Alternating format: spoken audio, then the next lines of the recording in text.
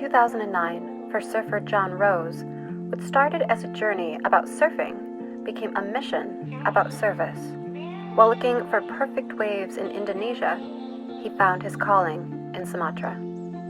His life of surfing would become a legacy of service, with waves for water. A surfer, since the age of 9, the waves have called you all your life. In 2009, as a former pro surfer, retired at the age of 31, you found a new calling, Jon. Please share the story in Sumatra where Waves for Water began. Yeah, I will. I'm happy to.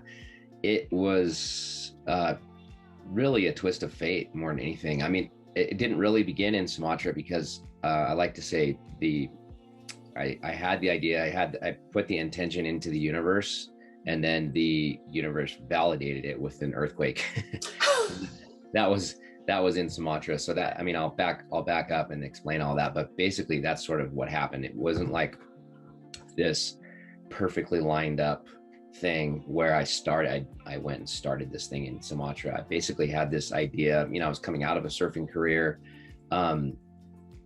feeling a bit lost, I was in a failing marriage. There was just a lot of transition going on, and I had never really thought about what I was going to do after my surf career. I think a lot of athletes have that. And I felt resourceful, I felt conscious, I felt all those things, but at the same time, I was having an identity crisis. I didn't know what I was without that career. And so I had this idea to sort of create this pet project organization, not a full, I didn't even know what a 501c3 was. And I didn't really think about doing that. Definitely not as a full-time job, definitely didn't have like big goals or aspirations for it. It was more just like, look, I've been to Indonesia a lot throughout my surfing career, same with South America, South Africa, places like that we had on tour. And I'd seen the needs, and wouldn't it be cool if we could go back there and help those places and surf? Right. So it was really selfishly motivated in the beginning. It was super genuine in its intent to help, but it was selfishly motivated in the sense that it was just going to be this vehicle to be able to continue to go back to these places I loved and surf, and whatever my next chapter was like, I wanted to stay connected to that and legitimately help them while we were there. So it was just this kind of idea. And I knew that I could get the surfing community around it. I knew I had some sway in that, and I just felt like this could be a cool little thing for us, like just a fun total pet project idea. And then and that was in the spring of 2009. I think I incorporated the name. I didn't even apply for a 501c3 because I didn't even really know I needed to. It was just more like a name, and okay, and then we'll do what. And I chose water mostly because two reasons. Because my father had been volunteering and doing some work around water in Africa some years prior, and that put it on my radar, the cause itself. And the other, most notably, is probably just because it seemed solvable to a non-expert like myself. It seemed like I could wrap my arms around it and be like, no, this is doable. Not that I could personally solve the whole entire crisis, but that I could make a dent, and there's solutions and technology out there that exist, and the people who need them don't know about them, and vice versa. And it's just like there's a missing link in the chain, and I wasn't an expert in aid work or development work or anything like that, but I was an expert at moving through the world. So, and I had been doing so from such a young age. So I felt like, oh, I could put all these pieces together, and that'll be what we do. Like, we just basically are bridging that gap, and we're able to implement this technology and these solutions to places that need them and call it a day. So researched some water filtration systems that existed that would be potentially good solutions for places that don't have access to clean water, that don't have infrastructure, really lo-fi, portable, no batteries, no machinery, none of that stuff, just really user friendly and effective. And bought 10 water filters with my own money, went to Indonesia to kind of get away from home life a little bit. I don't know, it was just this culmination of a friend of mine was going on this boat trip that we went on a lot during our surfing career and careers, and it's one of my favorite places to surf. It's the McGuire Islands off Sumatra, and it really was not a good time for me to go financially or anything, but he said one of the guys pulled out of his trip, and I would pay less because that guy's deposit was already there. It was just all these little things, and it felt sort of irresponsible to go, but I also needed to leave. I needed to escape a little bit. And I was like, I just need to go clear my head, go back to the source, like go back to the place, one of the places that really fuels and feeds me, and try. And then also while I'm there, I'll try this idea out. Mm-hmm. And that was that was all I really needed. I was just like, okay, this is great. I'll just do all this stuff. And before I was going to go on the surf trip part, and then afterwards going to go to this other island I had been to in years past, where I knew the people and knew I could like try this idea. I knew they needed it. But before I was able to get to that island, I was caught in a 7.2 earthquake in the city of Padang, which is the capital city of Sumatra and also the main thoroughfare for those trips. And like building we were staying in fell. I wasn't in it, but it was just like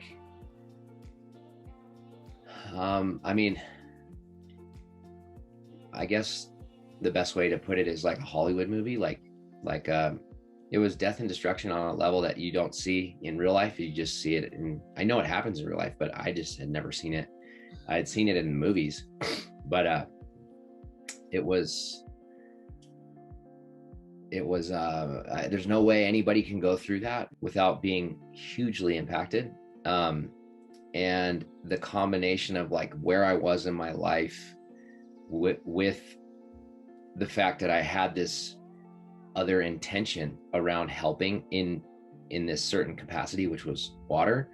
And I had these real tangible assets on me. I had these water filters, that coupled with like other things within me that I didn't know I had, certain character traits or just things that I guess I'd never been tested enough to know I had or I didn't have. And all that came together in that moment. And I basically was like the first responder, not, sort of by accident, I guess, just because I was there. Mm-hmm. Wasn't trying to be, but just common sense mode kicked in, and I just started acting in real time in this super hyper speed because of the nature of the experience itself.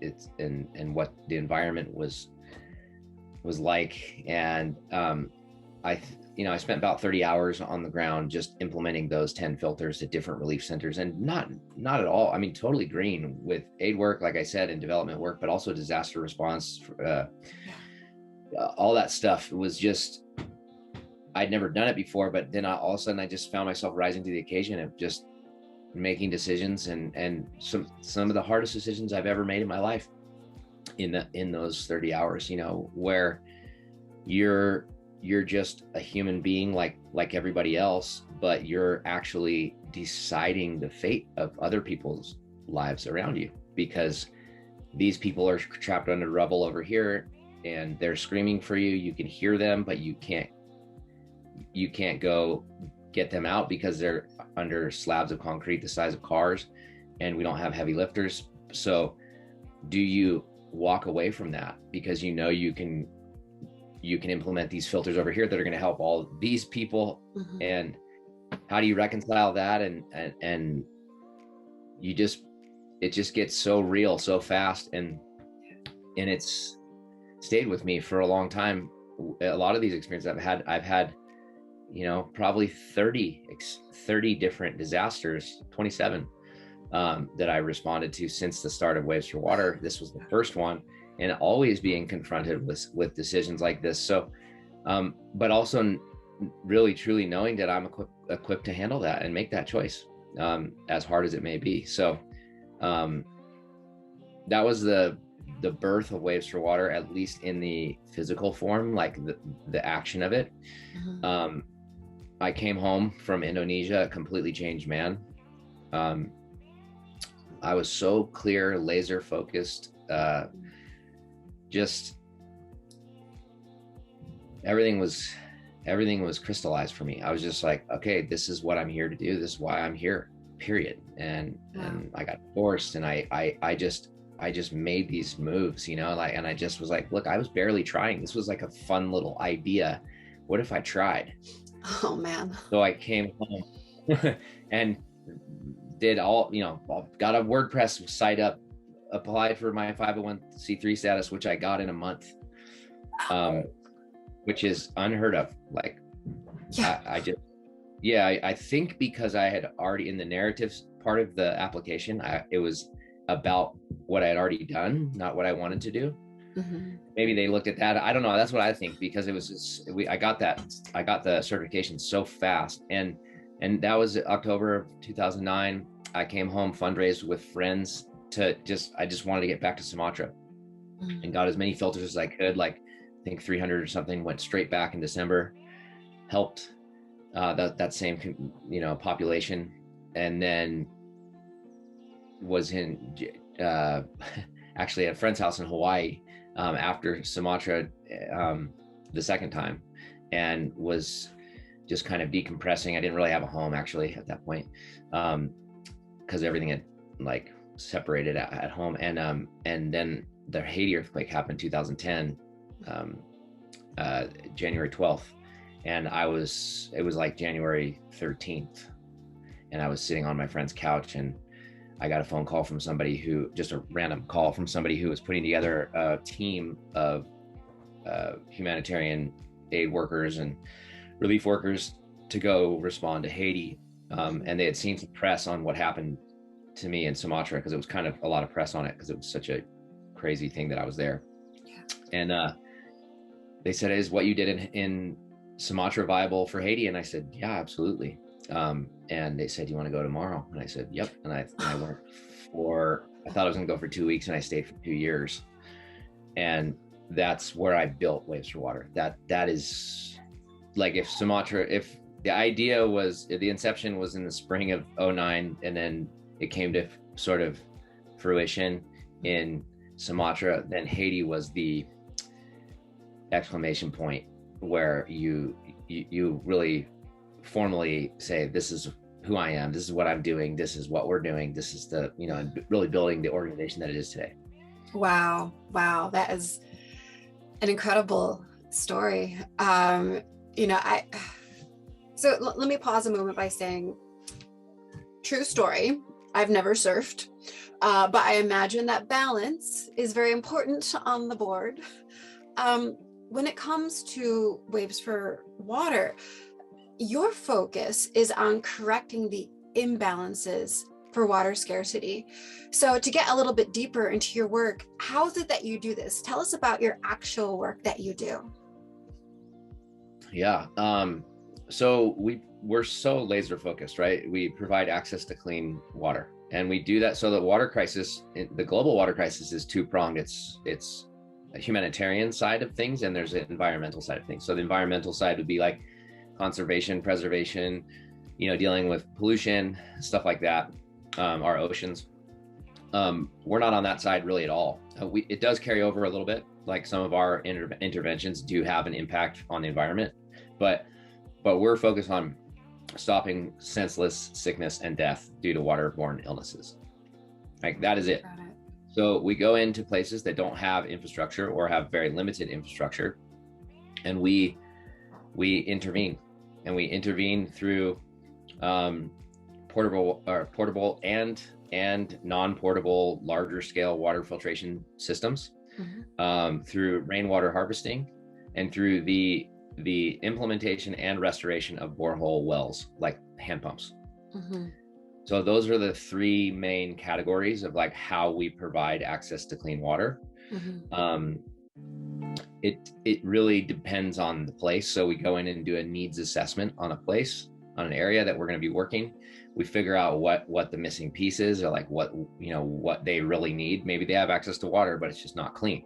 Maybe they don't have access to water at all, so we have to create a source and then make sure it's clean. So it comes down to our needs assessment, and then the budget, obviously, of whoever's paying for the projects, because we don't pay for anything. We don't fund projects. We are the implementing partner always. So it's our program. And whether that's a corporation doing a CSR, wanting to do a CSR initiative, corporate social responsibility, or a larger NGO that's sort of subcontracting us out for our water program because we're specialized, or an individual donor that just is really compelled to help a certain area, or a government agency. I mean, we partnered with all of them, and we continue to, and it just depends on the nature of the project. So you basically take that budget and you match it with the needs assessment, and then you come up with this plan, right? You come up with, so we operate a lot more like contractors actually than like a standard charity, which I like because it's super transparent, it's super straightforward. It's really like, look, this is a service and somebody needs this, and we're providing that service. And so it's really clear cut. It's like, okay, based on our needs assessment, we can provide this many people with access to clean water in this amount of time. This is how we're going to do it. Here's the timeline. Here's the budget. Here's the deliverables. Here's all of it. And it's sort of presented to the partner. And then once they agree, if they do, then we're off and running and we get to work. Wow. I love that.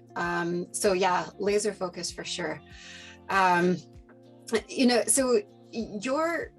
and so I mentioned to you this a moment ago, your conversion from awareness of a problem to action with a solution is, again, beyond inspiring, especially when you understand that the need is so great in all of these circumstances.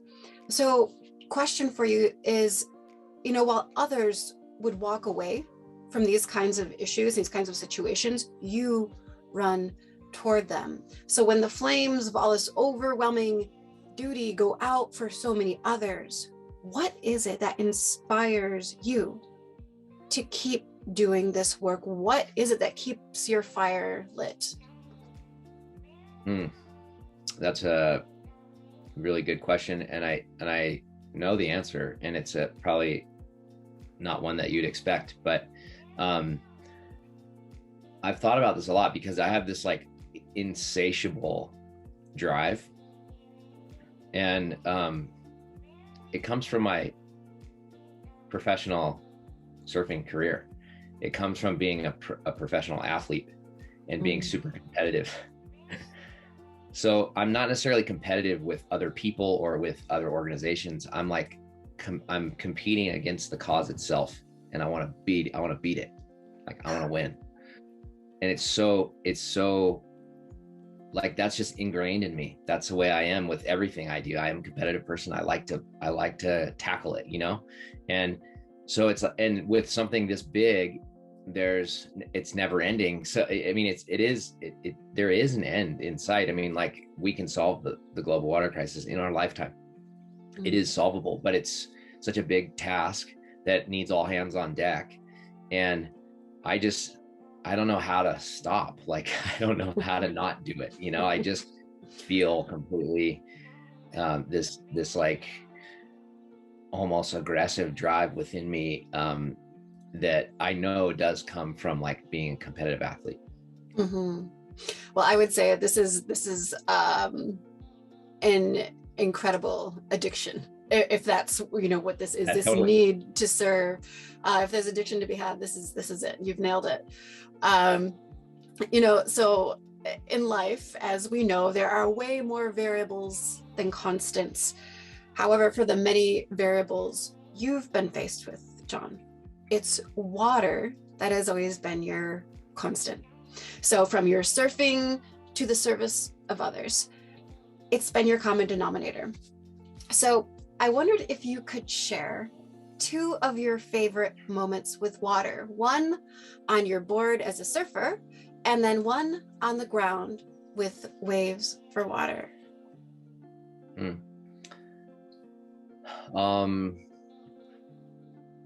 Yeah, so I'll start with the waves for water one. It was when I went back to Sumatra the second time, and I was out in a rural area teaching this family how to catch rainwater with just a tarp and ropes, and they didn't have a roof to capture any of the water, any rain that would come, and no gutters and no tanks or anything like that. But there was this old kind of cistern that had no top on it, that was a cement cistern that was like near their house, near their little hut. And then we were like, oh, well, let's just try with a huge, industrial tarp to like create this catch with ropes against palm trees and stuff, so that it funnels into the cistern. And so anytime it rains, they could just like roll it down and catch it, just trying out things. I mean, I was brand new to this, so I was just thinking, no, this would be cool, like a little hack, It hadn't rained in 8 months. So it was more like just a assumption, or sort of like theoretical challenge, like, would this work, but we didn't know. And we put it took a bit, because obviously, and I didn't climb the trees, I don't know how to climb palm trees, but the local, the father, the husband of the family, climbed up these trees and fastened the ropes, and we rolled it out. I'm like, I think that'll work. And it started raining. What? It hadn't rained in 8 months. It just like out of nowhere just started raining, and it was so like cosmic and magical, and they were tripping, I was tripping, and also we got to like literally see it work. Like, and so then they started yelling Ujan, and my name's Jon, and it's Jon, and Ujan means rain in their local dialect. So they were like, Ujan.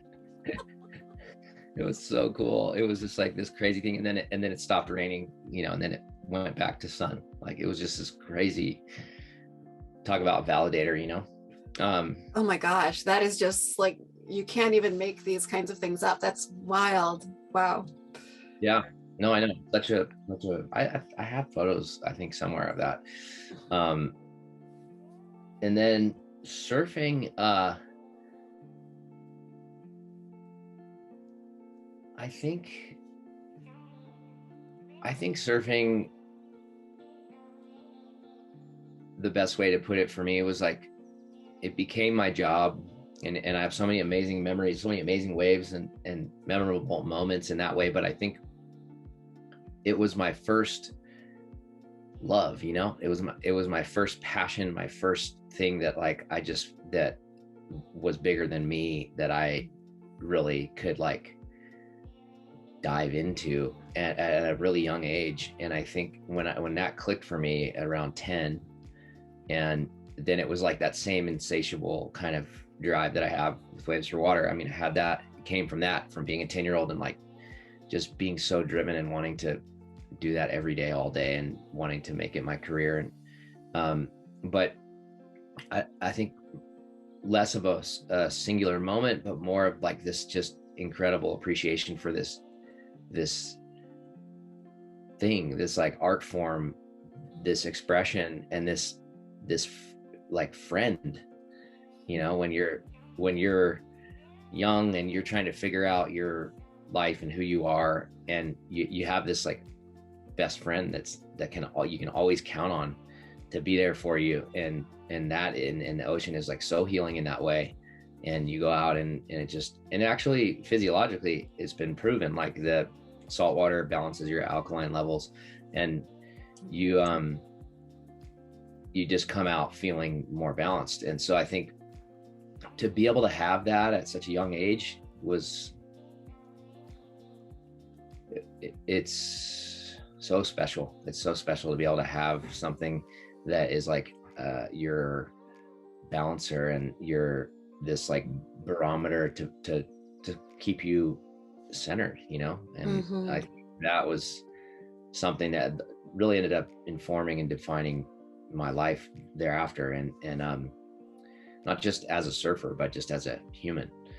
And I think that's the relationship I have with water, and that on that side of things is like, it's priceless. You know, it's the thing that kind of like made me whole, you know? Yeah, absolutely. So I'd like to say again that I've never surfed, but I have always wanted to. I've really always wanted to. A bit scared, I guess. For those wanting to take a chance in life, but who are held back by fear, what advice would you have, Jon? What advice?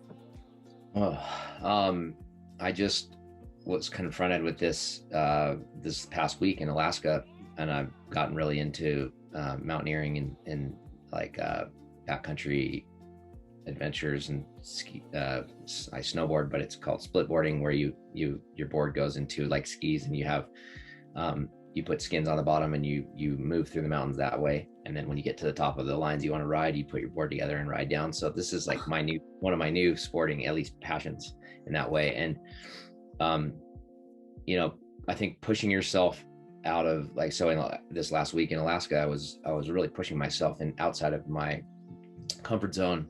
And I think I've always, at an early age, I realized that discomfort, but most notably like associated with comfort zone. So like what you're comfortable with, that being outside your comfort zone is literally the ingredients or the recipe for growth, for personal growth. So like once I realized that, I just made decisions based on that recipe. So if it didn't feel uncomfortable, then I wouldn't do it. If it felt uncomfortable, I would go towards it because I knew the return I was going to get personally. So I would say to people who are looking at, like, I'm 44, I just was in Alaska doing something that felt so outside my comfort zone, but I had fear every day at certain times, but like to push through that fear, to put yourself in a position where you even have that level of fear is rare.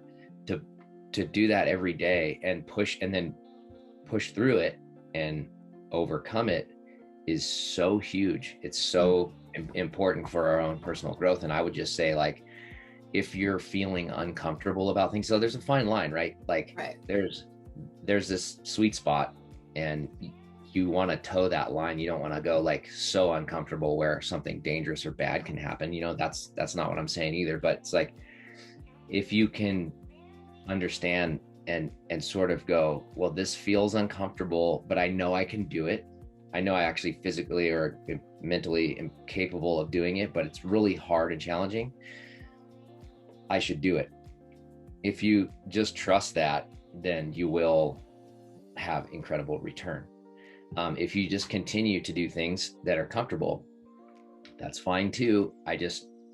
I'm sorry, you're not gonna, your growth, personal growth trajectory is just not going to be the same. Right. So you gotta lean into it a little bit. Like, it's as uncomfortable as it is, that's how you know it's the right thing to do. And that's such great advice. It's funny too, because you're talking about like your return on investment for taking that challenge, taking that on. This makes me think people are always thinking about return on investment. What about, like, instead of ROI, what if it was ROF, like return on fear, like that you're facing, right? Yeah. Return on challenge. Thank you so much. Thank you so much for this opportunity to connect, Jon, to share your story. Thank you for helping all of us become a bit more aware now. Thank you so much. Sure.